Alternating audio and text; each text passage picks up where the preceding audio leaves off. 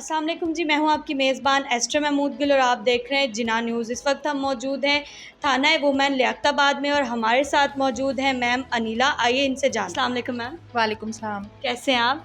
अल्लाह का शुक्र। मैं बेसिकली हैदराबाद से बिलॉन्ग करती हूँ और मैंने एजुकेशन भी हैदराबाद से हासिल की है और 1995 में मैंने पुलिस ज्वाइन की एज ए एएसआई। 25-26 साल अब मेरी जॉब को हो गए हैं और आपके सामने हूँ। काफ़ी दफ़ा मैं एसएचओ भी रही हूँ, यूसुफ प्लाज़ा में रही हूँ, जौहराबाद में रही हूँ, वुमेन पुलिस स्टेशन में रही हूँ। अपॉइंटमेंट के बाद हमारी ट्रेनिंग होती है और हमारे कोर्सेज़ होते हैं, तो वो कोर्सेज़ किए। उसके बाद फिर ये कि कंप्लेंट सेल में मैं रही, फिर उसके बाद थानों में रही हूँ एज़ अ जनरल पोस्टिंग पे। उसके बाद फिर ये मुझे जो है प्रमोशन हुआ। उसके बाद ही हमें जो है ये एसएचओ जौहराबाद में 2014 में तैनात हुई। मैम आपकी प्रमोशन कौन से सन में हुई? 2001 में हुई थी, एज अ सब इंस्पेक्टर। फिर आपका कौन सा थाना था? थाना तो उस वक़्त फौरी नहीं मिला था। 2014 में फिर मुझे as SHO female SHO Jauharabad में तैनात किया गया था। मैम बाकी थानों में और वुमेन थानों में क्या डिफरेंस है?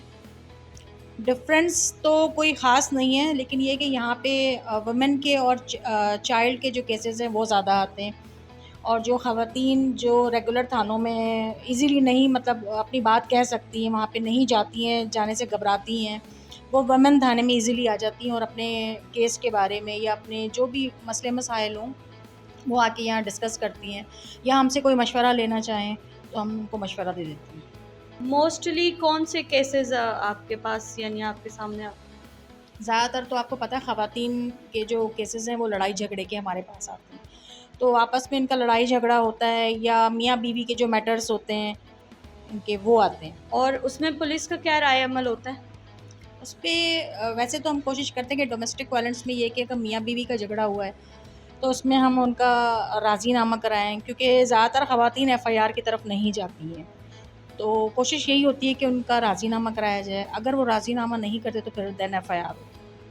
अक्सर ऐसा हो जाता है कि अगर आप उनका राज़ीनामा करा रहे हो, वो राज़ीनामा उनका हो जाए या फिर जी, बहुत से केसेस में ऐसा हुआ है कि राज़ीनामा उनका हुआ है और बहुत से केसेस में ऐसा भी हुआ है कि एफआईआर हुई है।